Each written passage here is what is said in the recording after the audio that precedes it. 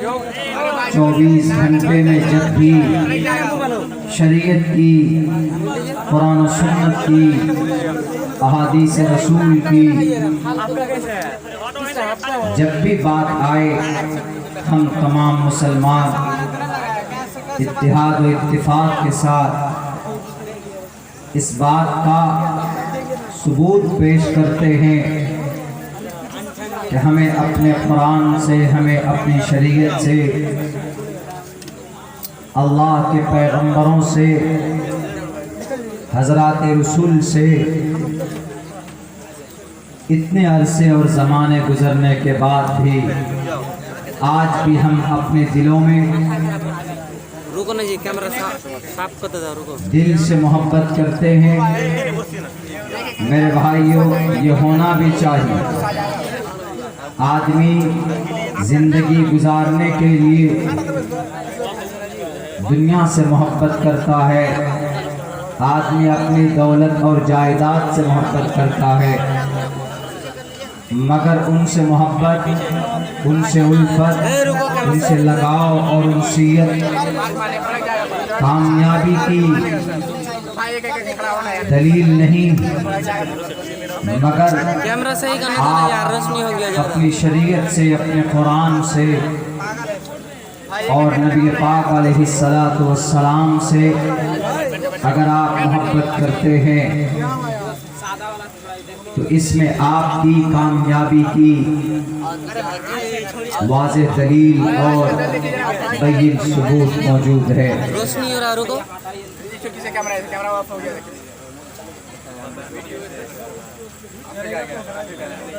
1450 साल गुजरने के बाद भी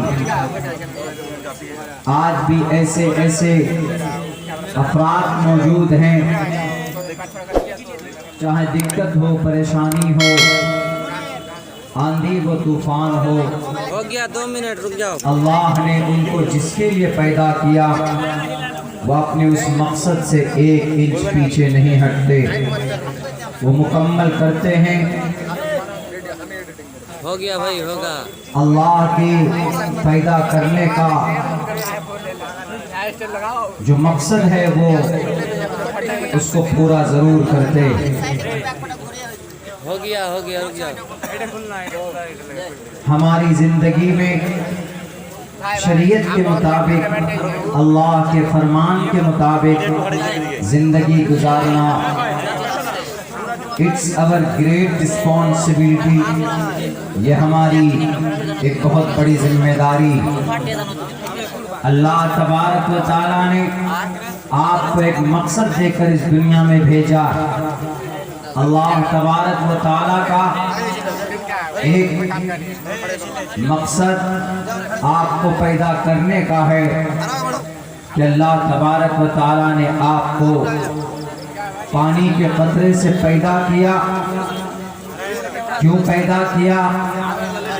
अगर आपने उस मकसद को समझ लिया और उसको मुकम्मल करने में आपने अपनी ज़िंदगी में मेहनत और जुस्तजू की, आप यकीनन दुनिया में भी कामयाब होंगे और आखिरत में भी कामयाब होंगे।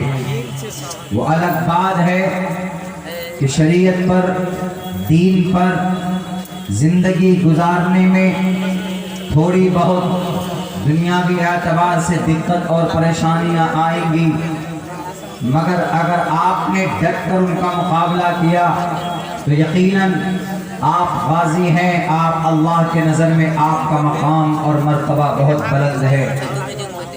अल्लाह तबारक व तआला की निगाह में अल्लाह तबारक व तआला को न तो ओहदा पसंद है, न माल और दौलत पसंद है, बल्कि अल्लाह तबारक व तआला को आपकी कोई चीज़, आपका कोई अगर पसंद है कुछ तो वह आपका अमल और आपका अच्छा किरदार अल्लाह तबारक व तआला को पसंद है। इस धरती पर 10.5 अरब इंसानों में सिर्फ 2 अरब इंसान, 1 अरब 98 करोड़ इंसान ऐसे हैं जिसको अल्लाह तबारक व तआला पसंद करता है। ورنہ باقی اور 8 کروڑ انسان اس دھرتی پر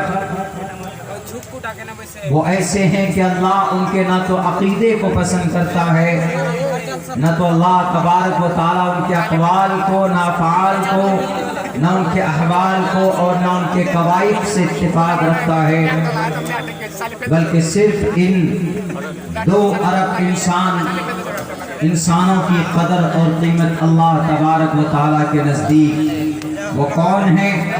وہ کلمہ پڑھنے والے لوگ، وہ لوگ ہیں جو اللہ کی شریعت کو مانتے ہیں، وہ لوگ ہیں جو اپنی زندگی کے اندر محمد الرسول اللہ کے طریقے کو دخل دیتے ہیں، محمد الرسول اللہ کے طریقے کے مطابق زندگی گزارتے۔ آج اگر دنیا کا کوئی مسلمان کہیں پر ذلیل اور رسوا ہوتا تو اس کا ذمہ دار اس وقت کا طاقتور بادشاہ یا اس وقت کا کوئی سیاسی لیڈر نہیں ہے، بلکہ اگر آج ہم رسوا اور پریشان ہوتے ہیں، ذلت اور مسکنت ہمارے ماتھے پر اگر تھوپ دی جاتی ہے تو اس کا ذمہ دار ہم خود ہیں۔ ہمارے برے اعمال، ظہر الفساد فی البر والبحر بما کسبت ایدی الناس، ہمارے غلط کرتوت ہمیں پریشانیوں کے اندر مبتلا کرتے ہیں، ہمارے عقیدے ہمیں پریشانیوں میں مبتلا کرتے ہیں، ہمارا کانسیپٹ اباؤٹ گاڈ، اباؤٹ اللہ سبحانہ و تعالی، اللہ کے تعلق، اللہ تبارک و تعالیٰ کی لیے ہمارے جو عقائد ہیں، ہمارا جو کانسیپٹ ہے، ہمارا جو فیتھ اور بیلیفنیس ہے، اس کی کمی ہم کو ہمارے سامنے پریشانی لا کر کھڑا کرتی۔ ورنہ میرے بھائیوں، اسی ایک اللہ کو ماننے والے معدود چند افراد تھے جنہیں انگلیوں میں ہم اور آپ گن سکتے ہیں، شمار کر سکتے۔ بڑی بڑی طاقت کا سامنا انہوں نے کیا، بڑے بڑے سپر پاور طاقتوں کی بنیادیں انہوں نے ہلا دی ہے۔ وہ ایسے تھے آگ کے سمندر میں کود جایا کرتے تھے، ظلم و ستم کے ان پہاڑوں کو ریزہ ریزہ کر دیا کرتے تھے۔ وہ لوگ تھے، وہ اللہ کو ایک ماننے والے تھے، اللہ کے فرمان کو اپنی جان سے زیادہ اور اپنی مان سے زیادہ ان کو ترجیح دیتے تھے۔ آج ہم مسلمانوں کی یہ اوقات دنیا کے سامنے میں جو آتا ہے ڈرا کر چلا جاتا ہے، جو آتا ہے مار کر چلا جاتا ہے۔ کہیں پر مسلمان ٹوپی کے نام پر مارا جاتا ہے، کہیں پر مسلمان لباس اور یونیفارم کو دیکھ کر ان کا موب لنچنگ کیا جاتا، کہیں پر مسلمانوں کو قرآن پڑھنے کے نام پر، کہیں مسلمان ماں بہنوں کو برقع پہننے کی وجہ سے ان کی عزت و آبرو نیلام کی جاتی ہے۔ کہیں پر ہم اگر محمد الرسول اللہ کے میسج کو اور ان کی سنت کو اور ان کے اتوار کو اگر ہم آگے بڑھانے کی کوشش کرتے ہیں تو ہمیں ٹارچر کیا جاتا ہے اور ہمیں پریشان کیا جاتا ہے۔ آج ہم نماز بھی پڑھتے، آج ہم زکوٰۃ بھی دیتے، آج ہم روزہ بھی رکھتے۔ In spite of these things and right now we become very weak، ہم کمزور بن چکے۔ اس کے ارتھ کو، اس کے وجہ کو ڈھونڈنا ہوگا۔ میں کہتا ہوں کہ جہاں پر ہماری اپنی شریعت سے دوری ہمارے کمزوری کے اسباب میں سے ایک بڑا سبب ہے، وہیں پر ایک سبب یہ بھی ہے کہ آج کا مسلمان گروہوں میں بٹ چکا۔ آج کا مسلمان چھوٹی چھوٹی ٹکڑیوں میں بٹ چکا، آج کل کا مسلمان مختلف جماعتوں میں بٹ چکا۔ ایک بات یاد رکھیے قوم کے لوگوں، آپ کو یاد کرنا ہوگا، بغداد کی تاریخ اٹھائیے، بغداد کے کتب خانوں میں اتنی کتابیں لکھی گئی تھی کہ وہاں پر کتابیں رکھنے کی جگہ نہیں تھی، مگر جب وہاں کے لوگ منتشر ہو گئے تھے، وہاں کے لوگ قرآن و سنت کی بنیاد پر، اپنے مسلک اور اپنے عقیدے کی بنیاد پر اور اپنے خاندان آباء و اجداد کی بنیاد پر انہوں نے الگ الگ پلیٹ فارم بنایا تھا تو چنگیز خان ہلاکو خان کی عورتوں کے ذریعے سے ایک دن میں 18 لاکھ مسلمانوں کو گاجر مولی کی طرح کاٹا گیا تھا. ایک بستیوں کو ایک رات میں پیٹرول ڈال کر سارے انسانوں کو، مرد عورتوں کو زندہ جلا کر انہیں بھسم کر دیا جاتا تھا. وجہ کیا تھی؟ نماز بھی پڑھتے تھے، زکوٰۃ بھی دیتے تھے. آپسی لڑائی اور آپسی انتشار نے بڑی طاقت جو وہاں کی تھی، بڑی کتابیں وہاں پر تھی اور اصول کی کتابیں رکھی ہوئی تھی، ایک مستند اسماء رجال کی کتابیں رکھی ہوئی تھی، احادیث مبارکہ کی تفاسیر کی کتابیں بھری ہوئی تھی.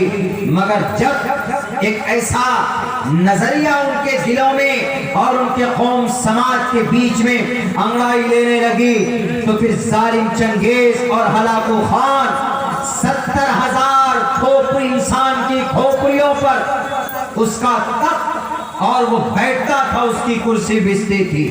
اس چنگیز اور اس ہلاکو خان کی یہ تاریخ ہے. اور کھوپڑیاں کن کی ہوتی تھی؟ ہماری اور آپ کی کھوپڑی ہوتی. ہمارا اور آپ کا سر کاٹ کر، ٹوپی اور داڑھی والے کا سر کاٹ کر وہ اس طرح کی حرکتیں کرتے تھے. وجہ کیا تھی؟ And divided we fall, united we stand, divided we fall. Definitely, یقیناً اگر آپ بٹ جاتے ہیں تو آپ کمزور پڑ جاتے ہیں. اگر آپ متحد ہوتے ہیں تو آپ ایک مضبوط طاقت بن جاتے ہیں. چاہے وہ 313 ہو لیکن متحد ہیں تو 1000 لشکر جرار کے ناک میں نکیل ڈال دیا تھا. وہیں پر تعداد میں زیادہ ہے جنگ احد کے میدان میں، لیکن چوک ہو جاتی ہے، 2 حصوں میں بٹ جاتے ہیں تو وہاں پر آنے والی مدد بھی اللہ تبارک و تعالیٰ کی طرف سے روک دی جاتی. اور پھر 70 صحابہ بڑی بے رحمی کے ساتھ انہیں شہید کر دیا جاتا. اور آج کیا حالت ہے مسلمانوں کی؟ الگ الگ بٹے ہیں، ہم الگ، ہم سید، ہم انصاری اور ہم شیخ. ابھی ہم باقا پہنچے تھے کچھ دنوں پہلے، وہاں پر کسی ہمارے بھائی کو سپورٹ کی ضرورت تھی. ہم جب وہاں پہنچے ہم نے کہا کہ آپ کامیاب ہوں گے، آپ کے سارے لوگ آپ کے ساتھ ہیں. انہوں نے کہا کہ مولانا بڑے دکھ کے ساتھ یہ بات کہنی پڑتی ہے کہ یہاں پر انصاری اور شیخ اتنی نفرت ہے ان کے بیچ میں کہ وہ مسلمان دوسرے غیر کو، ان کو چننا، ان کو سپورٹ کرنا، ان سے ہاتھ ملانا گوارا کرے گا، لیکن انصاری شیخ کو نہیں چنتا ہے اور شیخ انصاری سے مدد نہیں مانگتا ہے. یہ آج کی تاریخ ہے ہم مسلمانوں کی. اور اسی جرم میں، انہیں پاداش میں آج مسلمانوں کو گاجر مولی کی طرح کاٹا جا رہا ہے. بولنا پڑے گا، نہیں بولیں گے تو آپ کی آنے والی نسل گونگی ہوگی، گونگی زبان ہوگی منہ کے اندر لیکن وہ کچھ بول نہیں پائیں. زندہ رہنا ہے آپ کو تو آپ کو اپنی تاریخ کو دہرانا ہوگا. اگر آپ کو اس دیش میں دندنانا ہے تو آپ کو اپنی تاریخ اپنے آنے والی نسل کو بتانا پڑے گا. ان جلسوں کے منچ سے جلسہ کرنا گناہ نہیں، جلسہ کرنا پاپ نہیں.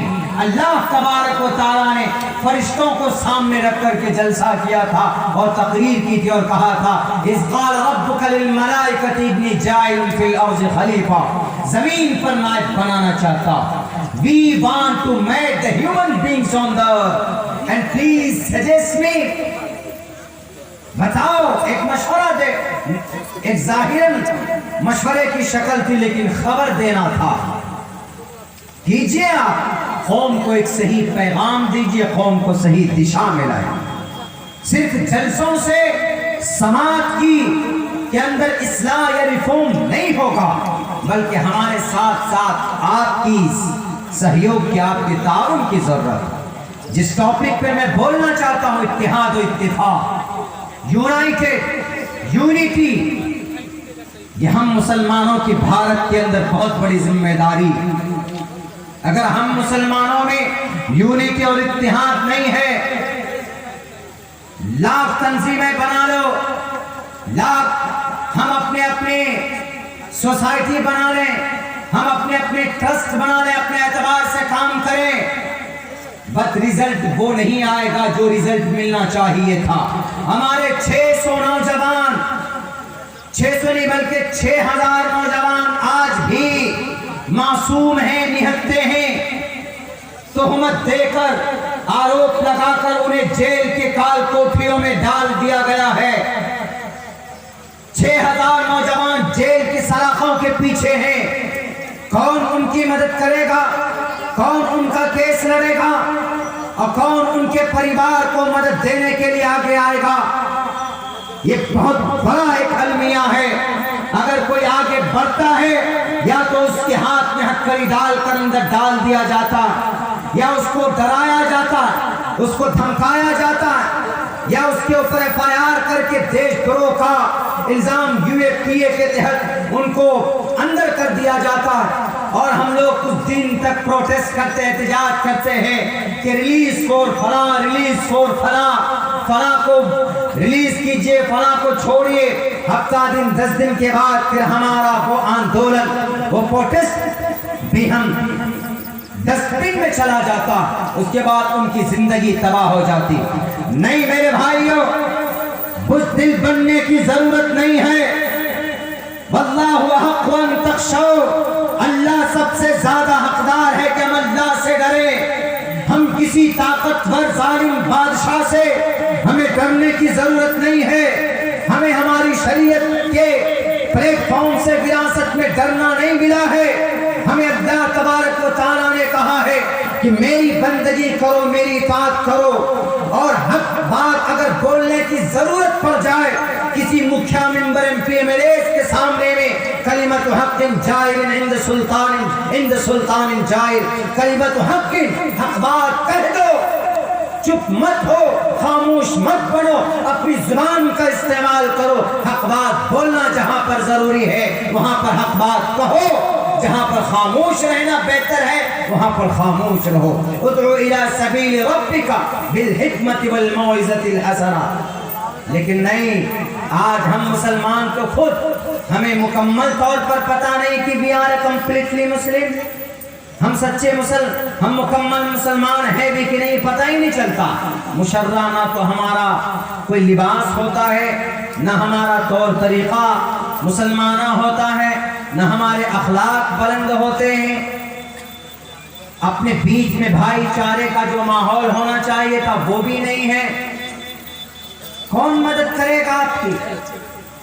India is a democratic country, جمہوری ملک ہے.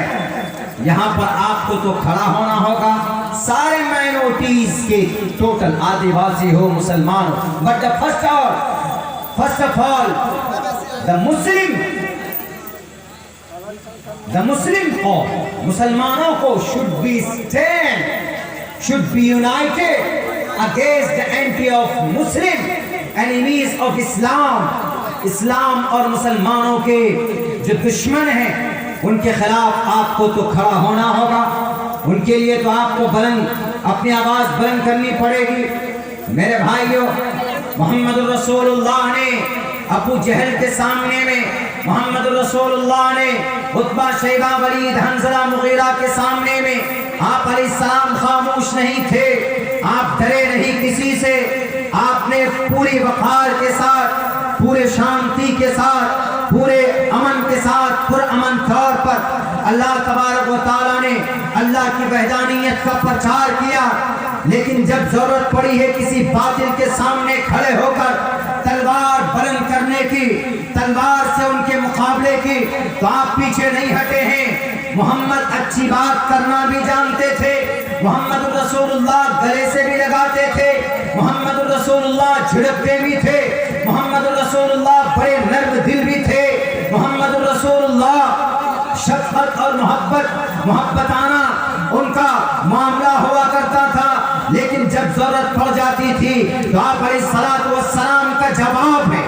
جب जब उतबा शैबा वलीद हंजला मुगीरा आए किनके पास अबू तालिब के पास कि अबू तालिब तुम्हारा भतीजा ये कौन सा नया दीन लाया, ये कौन सा नया कानून है, ये कौन सा नया सिस्टम है, we are not able to understand about that, हम इसको नहीं समझ सकते हैं, explain me otherwise and open deny your brother and your son, अपने भाई के बेटे को, अपने भाई के अपने भतीजे को मना कर लो, वो रुक जाएं, हम उनको तमाम चीजें देने के लिए तैयार, उनको पैसा चाहिए, उनको अरब के तमाम खजानों की चाबियां उनके हाथ में लाकर रख देता हूं।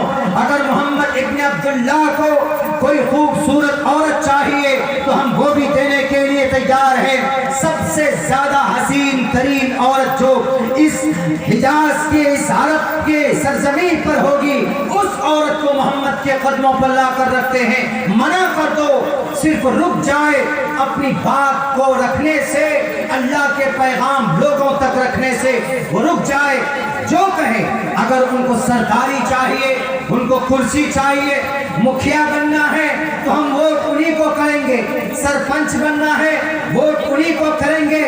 लालच दिया किन्होंने? गुरु घंटाल ने। वो कौन गुरु घंटाल?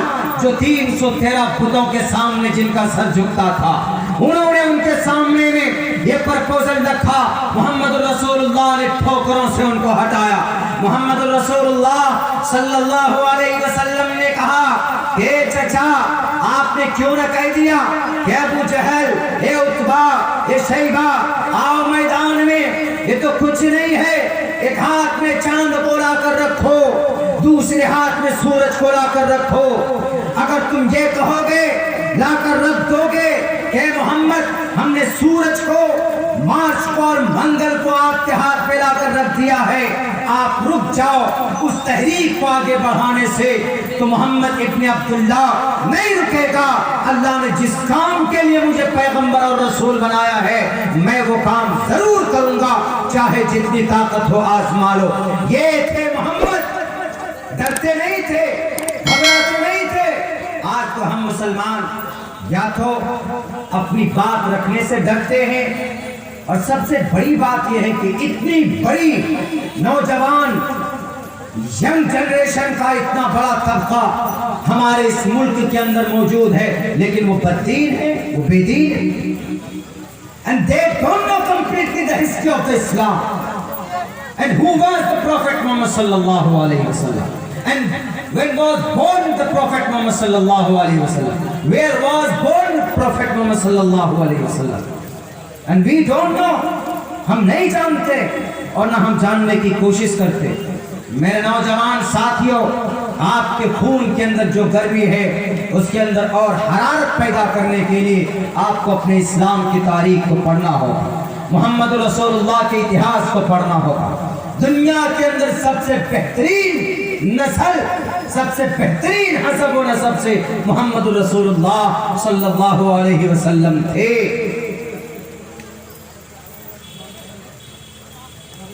अगर उनके कहने के मुताबिक उनके दीवाने होंगे हम, अगर उनसे मोहब्बत हमें होगी, उनकी ज़िंदगी से हमें मोहब्बत होगी, उनके तरीक़ों से हमें अगर मोहब्बत होगी, तो क्या हम कामयाब नहीं होंगे? इन कुंतुम तुहिब्बूनल्लाह फत्तबिऊनी युहिब्बुकुमुल्लाह। साफ लफ्ज़ों में, कुरान में 2 लफ्ज़ों में अल्लाह तबारक व तआला ने मोहम्मद रसूलुल्लाह के ज़रिए बयान करवाया। मेरे नौजवान साथियों, कहाँ जा रहे हैं हम? हमें एक हदीस मालूम नहीं।